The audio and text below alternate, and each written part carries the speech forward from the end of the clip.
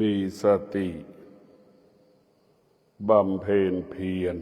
ความอดทนมีสติภาคเพียร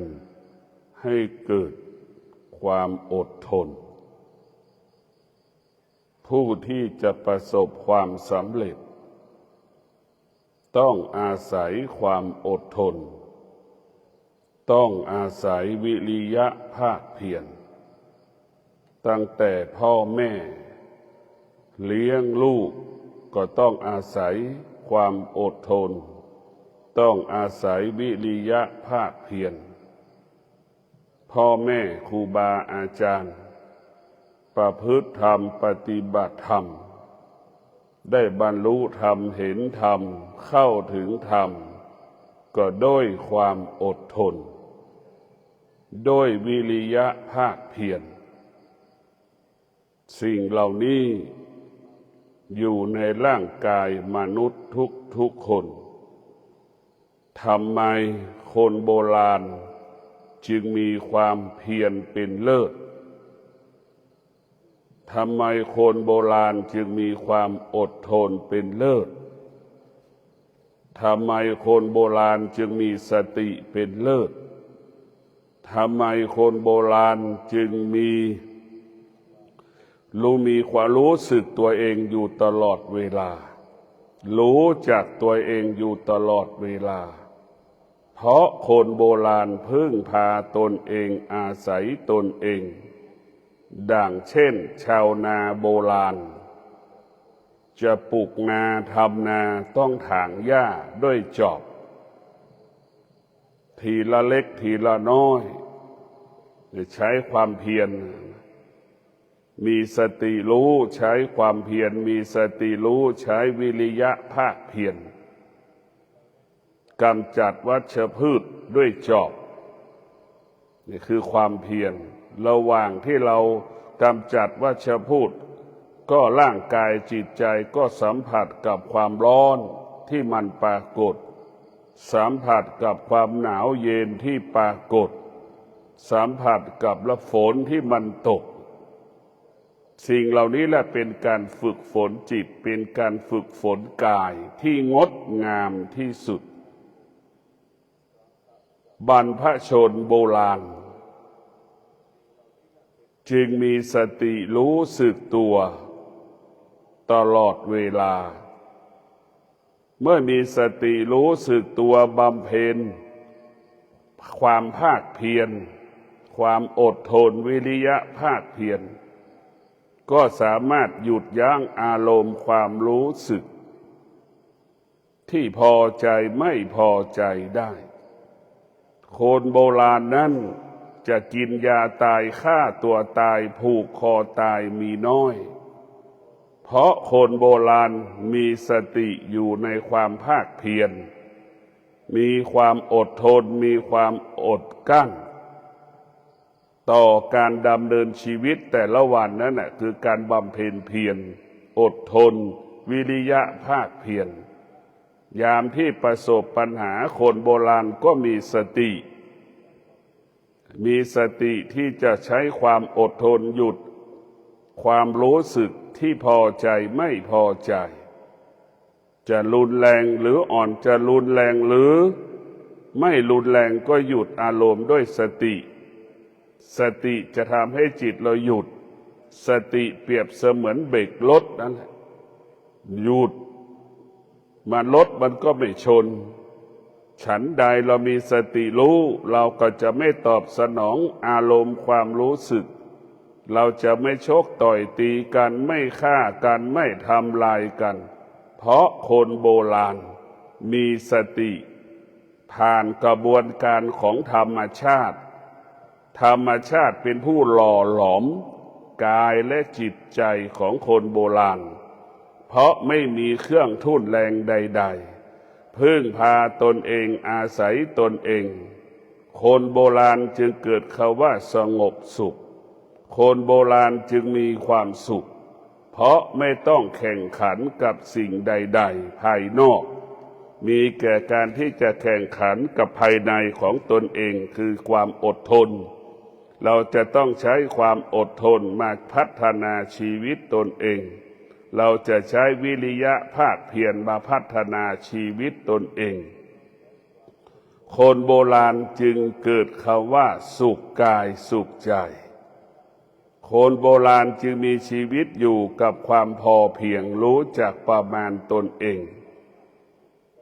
ทำไร่ทำนาทำสวนก็ไม่ได้คิดที่จะเอาไปขายเพราะคนโบราณรู้จักประมาณตนเองเพราะคนโบราณจึงพึ่งพาตนเองเข้าใจธรรมะเข้าถึงธรรมะคนโบราณจึงใช้ความอดทนเป็นเครื่องมือเป็นอาวุธใช้วิริยะภาคเพียรเป็นจอบเป็นเสียมเป็นรถไถเป็นรถแท็กเตอร์ความอดทนเปรียบเสมือนรถแท็กเตอร์วิริยะภาคเพียรเหมือนแมคโครนั่นแหละเป็นเครื่องมือเป็นอาวุธชั้นหนึ่งของคนโบราณคนโบราณจึงสร้างเจดีย์สร้างโบสถ์วิหารจึงประสบความสำเร็จได้เพราะพึ่งพาตนเองอาศัยตนเองคนโบราณจึงงอกงามด้วยปัญญาบุคคลที่มีปัญญาสักคิดสิ่งใดก็เกิดคำว่าความจริงพูดสิ่งใดก็เป็นความจริงทำการใดๆก็เป็นความจริงเราจะเห็นว่าคนโบราณสร้างพระเจดีย์เช่นเจดีย์หลวงวัดเจดีย์หลวงใช่ไหมใช้ความเพียรเป็นเลิศนั่นแหละวัดเจดีย์หลวงใช้ความเพียรเป็นเลิศใช้ความอดทนเป็นเลิศใช้ปัญญาเป็นเลิศจึงเกิดการกำเนิดคำว่าสำเร็จตรงข้ามกับคนยุคปัจจุบันโมโหก็ง่ายงุนหงิดก็ง่ายตามใจตัวเองทุกอย่างเพราะคนยุคปัจจุบันไม่ได้ผ่านกระบวนการทางธรรมชาติร้อนก็ไม่เคยสัมผัสหนาวก็ไม่เคยสัมผัสคำว่าทุกข์ทรมานก็ไม่เคยสัมผัสถึงแม้สัมผัสก็น้อยนิดไม่เท่ากับคนโบราณเพราะฉะนั้นคนยุคปัจจุบันจึงฆ่ากันง่ายทำลายกันง่ายชกต่อยกันง่ายแตกแยกหย่าร้างกันง่ายอะไรที่ง่ายๆคนยุคปัจจุบันจะทำกันทุกอย่างอะไรที่ยากๆคนยุคปัจจุบันจะไม่ทำอันนี้แหละเพราะคนยุคปัจจุบันนี้ไม่ได้ฝึกฝนกายไม่ได้ฝึกฝนจิตไปตอบสนองความรู้สึกของตนเองอยู่ตลอดเวลาอะไรที่ง่ายๆคนยุคปัจจุบันจะทำทั้งหมดทั้งสิ้นเพราะฉะนั้นพวกเราทั้งหลายคนยุคปัจจุบันจึงเกิดปัญหาคิดฆ่าตัวตายทำลายตัวเองได้ง่ายคนยุคปัจจุบันจึงเกิดอารมณ์ความรู้สึกขาดความอดทนขาดวิริยะภาคเพียรจึงเกิดอาการสำแดงอาการดังพ่อกับลูกลูกกับแม่ไม่เคารพกันไม่ง้อพ่อไม่ง้อแม่ไม่คุยกับพ่อไม่คุยกับแม่เป็นแรมปีแรมเดือน10 ปี10 เดือนจนตายแม่ตายลูกบางคนก็ยังไม่ยอมไปหาพ่อหาแม่คนยุคปัจจุบันก็เพราะไปตอบสนองความรู้สึกของตนเองไม่ได้ผ่านกระบวนการคำว่าอดทนไม่ได้ผ่านวิธีการคำว่าวิริยะภาคเพียรทางธรรมชาติคนยุคปัจจุบันจึงประสบความสำเร็จแบบง่ายๆและไม่ยั่งยืนประสบความสำเร็จแบบง่ายๆและไม่ยั่งยืนดังที่เป็นอยู่ณปัจจุบันเพราะฉะนั้นคนยุคปัจจุบันตามใจตัวเองทุกอย่างใครพูดไม่ถูกหูก็ขาดสติโต้ตอบใครพูดไม่เพราะพูดไม่ดีก็ไม่ฟังลุกหนีจึงออกจากงานจึงออกจากงานไม่ยอมทำงานลางานออกจากบริษัทต่างๆก็เพราะเราไม่ได้ฝึกฝนกายไม่ได้ฝึกฝนจิตขาดความอดทนก็ขาดความมั่นคงขาดความมั่งคั่งกับชีวิตของเราคนยุคปัจจุบันนี้ มีแต่อารมณ์มีแต่ความรู้สึกใครพูดดีก็บอกว่าเขาคนนั้นเป็นคนดีคนยุคปัจจุบันคนไหนตอบสนองดูแลก็เรียกว่าเขาเป็นคนดีเอาความรู้สึกมาเป็นเหตุให้เกิดคำว่าคนดีความดีเราจึงถูกหลอกถูกโกงก็เพราะเราไปเชื่อคนง่ายใครคนไหนมาตอบสนองดูแลเทคแคร์เราดูแลเราก็นั่นแหละเราก็เข้าใจว่าเขาเป็นคนดีนี่แหละคือเราใช้ความคิดนั้นมันเหมือนศิลปินเอาผู้กันมาแต้มสีต่างๆ7 สีแล้วก็วาดเป็นรูปคนวาดศิลปินที่วาดรูปเท่านั้นถึงรู้ความหมายของรูปรู้ความหมายของรูปนอกจากนั้นคนเป็นชมศิลปะก็คิดเองเองแทนศิลปินความคิดของเราจึงเป็นผู้บ่อนทำลายตัวตนของเราความคิดของเราจึงบ่อนทำลายอนาคตของเราครอบครัวของเราชีวิตของเราความคิดเป็นเรื่องอดีตความคิดเป็นเรื่องอนาคตอันนี้ทำลายชีวิตเราหมดไปคาดหวังความคิดเป็นเรื่องความคาดหวังคิดเองเป็นเองทางที่ความจริงยังไม่ปรากฏเราก็ไปยึดมั่นในอนาคตจากเงิน1 บาทที่เราจะเสียในวันนี้ไปแลกกับเงิน100ในอนาคตอันนี้เราทำให้เราหลงทางหลงผิดเพราะความคิดจึงพาเราหลงไม่จบไม่สิ้นความคิดทั้งหมดส่วนมากจะเป็นอวิชชาความคิดส่วนมากเป็นอวิชชาดังเช่นเราคิดว่าเรามีครอบครัวแล้วจะมีความสุขเห็นไหมเมื่อเรามีครอบครัวแล้วคำตอบมันก็บอกว่าไม่ใช่นี่แหละคืออวิชชาเราคิดว่ามีลูกแล้วจะมีความสุขพอมีลูกแล้วคำตอบมันก็บอกว่าไม่ใช่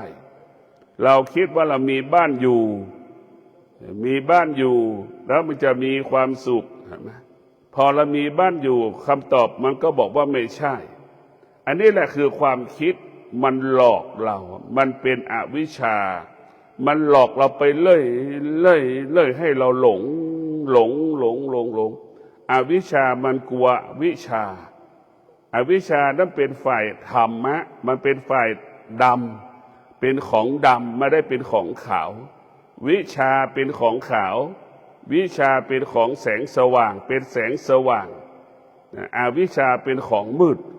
เพราะฉะนั้นพวกเราทั้งหลายความคิดเป็นเรื่องอวิชชาทั้งหมดทั้งสิ้น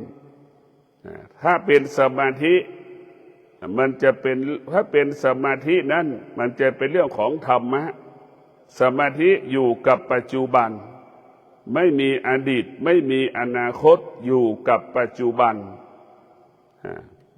เมื่อเราอยู่กับปัจจุบันเราก็ไม่มีอดีตมันไม่มีอนาคตความทุกข์ก็ไม่เกิดความสุขก็ไม่เกิดเราก็จะเกิดอยู่กับปัจจุบันรู้สึกว่ามันร้อนก็อยู่กับปัจจุบันไม่มีเรื่องอดีตมาทับถมเรื่องปัจจุบันไม่มีเรื่องอนาคตมาทับถมเรื่องปัจจุบันเพราะฉะนั้นเมื่อเราอยู่กับปัจจุบันปัญหามันเกิดก็แก้ได้ง่ายเราจะพัฒนาก็ง่ายจะแก้ปัญหาก็ง่ายทุกอย่างสะดวกสบายเมื่อเราอยู่กับปัจจุบันก็คืออยู่กับลมหายใจเข้าออกให้เราไม่รู้สึกตัวสัมปชัญญะให้เรารู้สึกตัวตลอดเวลาเมื่อเรารู้สึกตัวเราจะไม่หลงทาง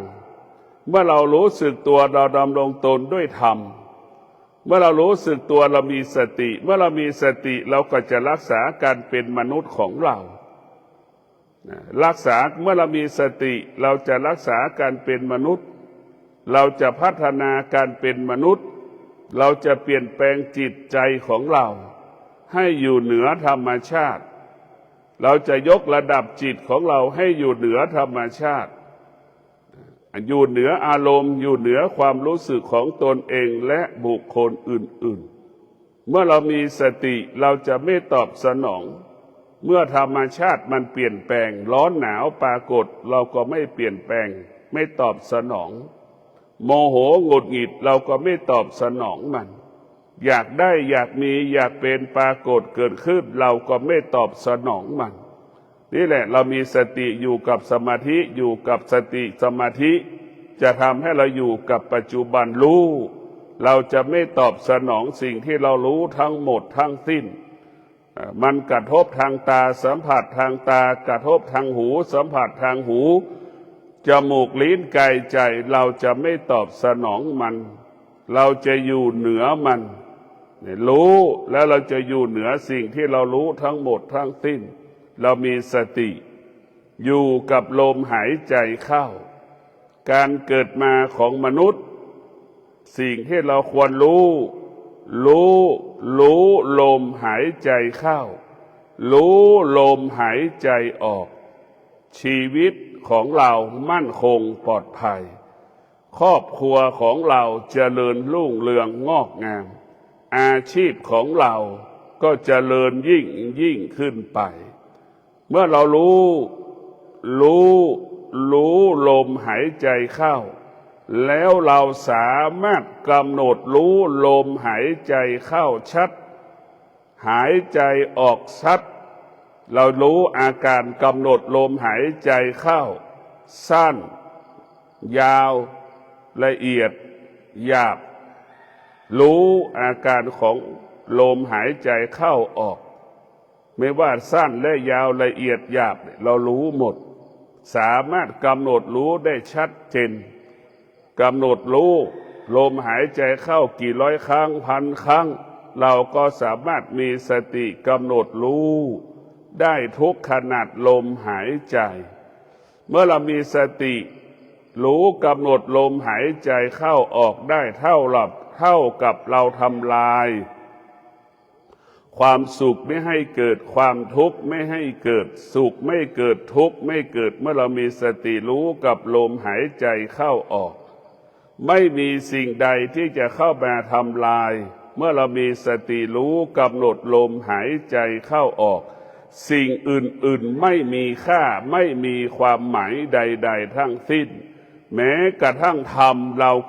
ารู้ธรรมเราก็ละธรรม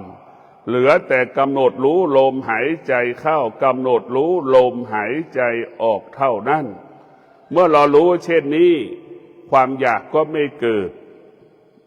ความอยากก็ไม่เกิดความโลภก็ไม่เกิดความหลงก็ไม่เกิดโลภะโทสะก็ไม่เกิดไม่มีอะไรจะเกิดขึ้นในร่างกายจิตใจของเราเมื่อเรามีสติรู้กำหนดลมหายใจเข้ากำหนดลมหายใจออกชัดรู้ชัดเรียกว่ารู้ชัดเรามีสติกำหนดลมหายใจเข้ากำหนดลมหายใจออกสั้นก็รู้ยาวก็รู้ละเอียดก็รู้หยาบก็รู้ทั้งเข้าทั้งออกไม่มีสิ่งอื่นใดๆที่จะเข้ามาสู่จิตใจเราได้อยู่กับกายเราได้เพราะฉะนั้นพวกเราทั้งหลายการกำสติกำหนดลมหายใจเข้าสติกำหนดลมหายใจออกเนี่ยมันเป็นเครื่องป้องกันโลภะโทสะโมหะเป็นเครื่องป้องกันกำจัดความโลภความโกรธความหลงเป็นเครื่องกำจัดป้องกันความอยากอันเกิดจากตัณหาราคะก็ดีความเศร้าโศกเสียใจก็หมดสิ้นไปทุกอย่างจะไม่เกิดขึ้นเมื่อเรามีสติรู้กำหนดลมหายใจเข้าออกสิ่งเหล่านี้มีค่าสิ่งเหล่านี้มีความหมายเมื่อเรามีสติรู้กำหนดลมหายใจเข้าออกเมื่อเรารู้เราก็ปกติก็คือการเป็นคนก็ปกติขึ้นเรื่อยๆเราก็ปลดเปลื้องสิ่งที่เป็นมนุษย์ออกจากกายจากจิตเราไปเราก็ละวางสิ่งการเป็นมนุษย์ของเราออกไปเราก็ถอดถอนการเป็นมนุษย์ทางอารมณ์ความรู้สึกเราออกไปให้หมดให้สิ้นจนถึงที่สุดการเป็นมนุษย์ของเราก็หมดสิ้นการเป็นมนุษย์จนถึงที่สุดก็ทำให้เราอยู่เหนือมนุษย์ทำให้เราอยู่เหนือมนุษย์อยู่เหนือมนุษย์ก็คือตัวปัญญา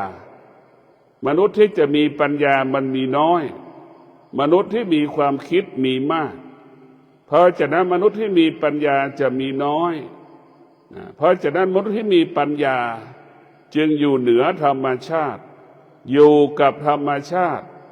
หรือธรรมชาติไม่มีค่าไม่มีความหมายสำหรับจิตที่มีปัญญาหรือผู้ที่มีปัญญาธรรมชาติกลายเป็นสิ่งสกปรกธรรมชาติกลายเป็นสิ่งสกปรกธรรมชาติเป็นสิ่งที่เปื้อนเหมือนผ้าที่เปื้อนเหมือนผ้าขาวที่เปื้อนสิ่งต่างๆนั่นแหละธรรมชาติธรรมะเปรียบเสมือนผ้าขาวที่บริสุทธิ์ขาวสว่างนั่นแหละคือธรรมะ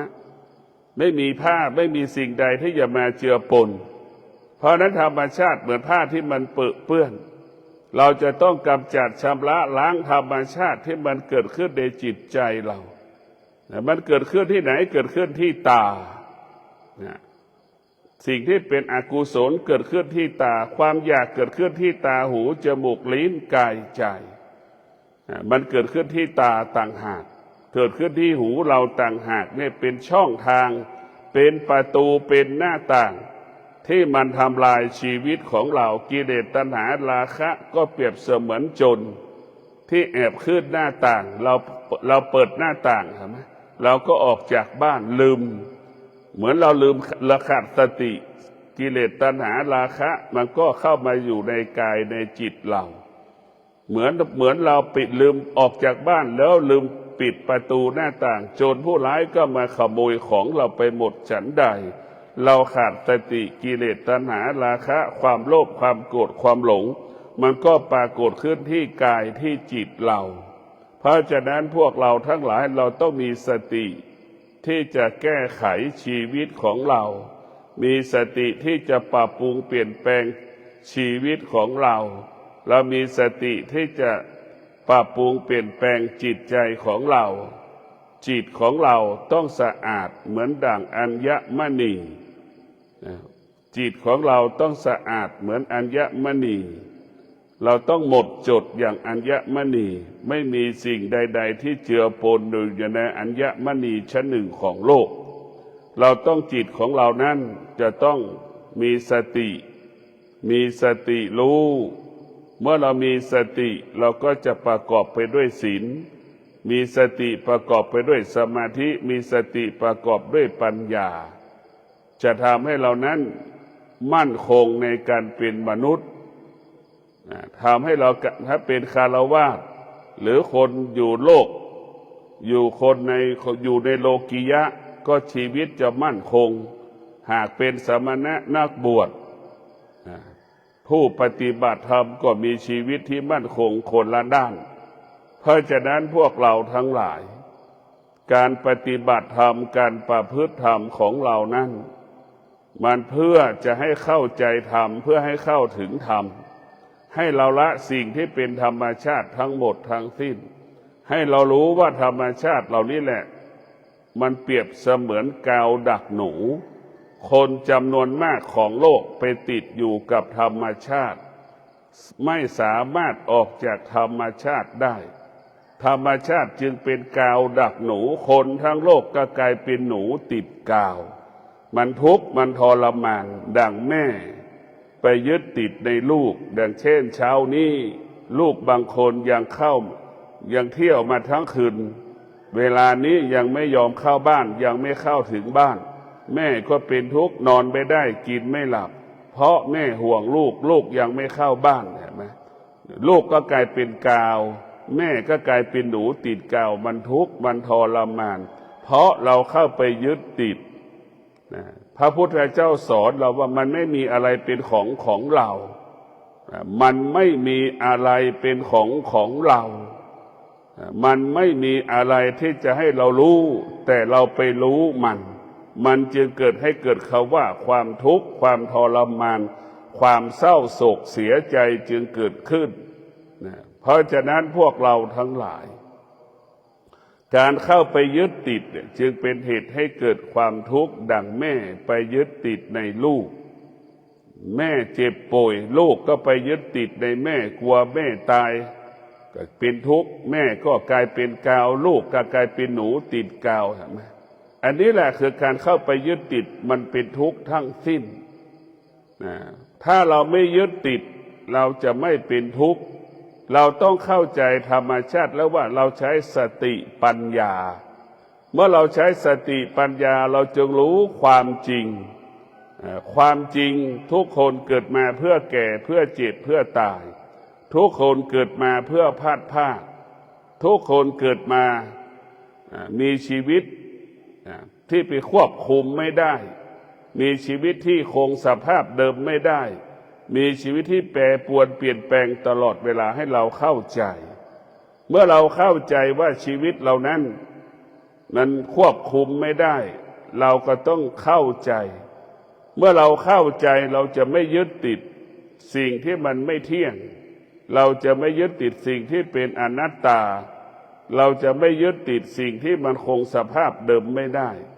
เพราะฉะนั้นพวกเราทั้งหลายเรามีสติพิจารณาแก้ไขอารมณ์ความรู้สึกที่เรารู้สึกให้หมดสิ้นไปจากกายจากจิตกายเราสัมผัสก็เกิดความรู้สึกทางจิต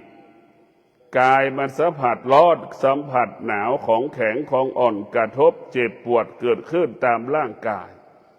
ก็ให้เราสักแต่รู้เฉยๆสิ่งที่เรารู้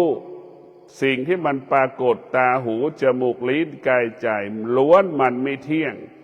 สิ่งเหล่านี้มันไม่เที่ยงทั้งสิ้นให้เรารู้แบบนี้สิ่งที่มันกระทบสิ่งที่เราสัมผัสทางตาหูจมูกลิ้นกายใจสิ่งเหล่านี้มันไม่เที่ยงมันไม่เที่ยงมันไม่เที่ยงเหมือนเรากินข้าวเรากินตอนที่เราจะกินเราก็ยังไม่อิ่มเรากินแล้วมันก็อิ่มใช่ไหมมันก็จะเป็นอย่างเงี้ยพออิ่มเสร็จแล้วมันก็หิวอีกหิวเสร็จแล้วมันก็กินอีกพอมันกินอิ่มเสร็จมันก็กินหายหิวอีกมันก็พอมันหิวอีกมันก็กินอีกมันเป็นเช่นนี้ของมันให้เราเข้าใจความเป็นธรรมชาติของการเป็นมนุษย์ให้เราเข้าใจธรรมชาติที่มนุษย์จะอยู่กับธรรมชาติทุกวันนี้มนุษย์มันไม่เข้าใจเรื่องธรรมชาติ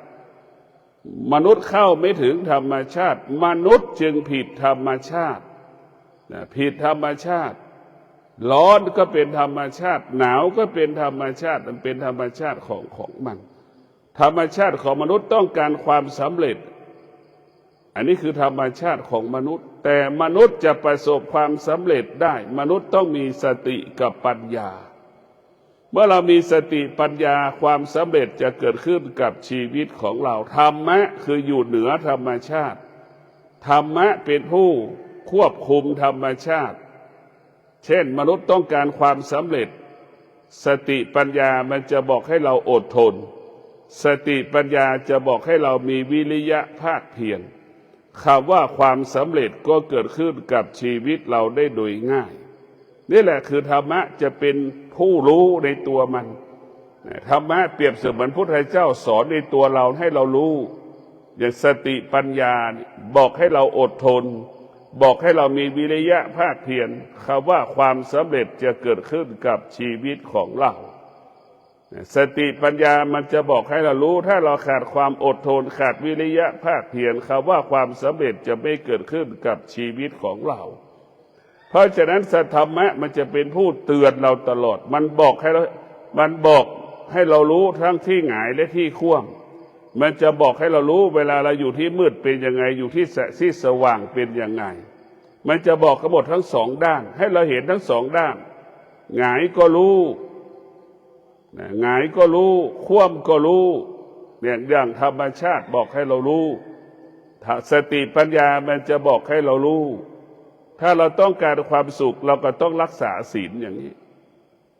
เราไม่ต้องการความทุกข์เราก็ไม่ต้องล่วงละเมิดศีลอย่างนี้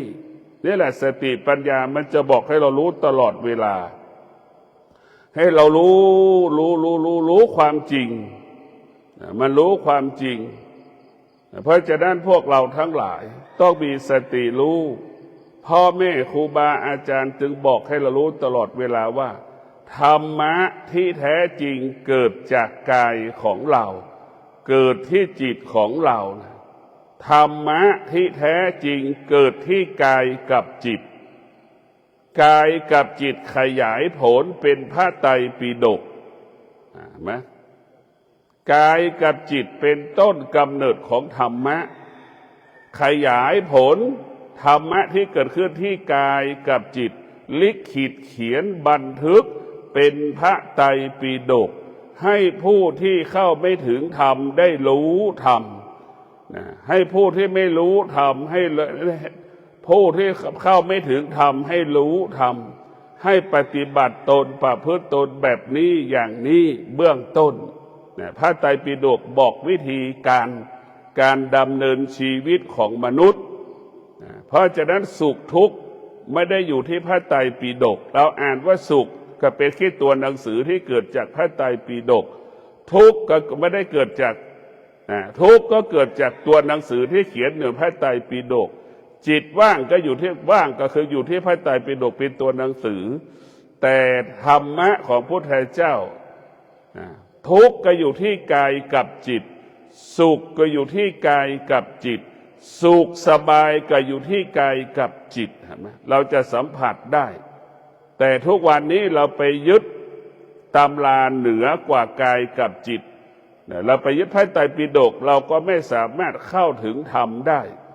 เพราะพระไตรปิฎกเป็นเพียงตัวหนังสือแต่ตัวปฏิบัติจริงๆธรรมะจริงๆก็คือเกิดขึ้นที่กายของเรา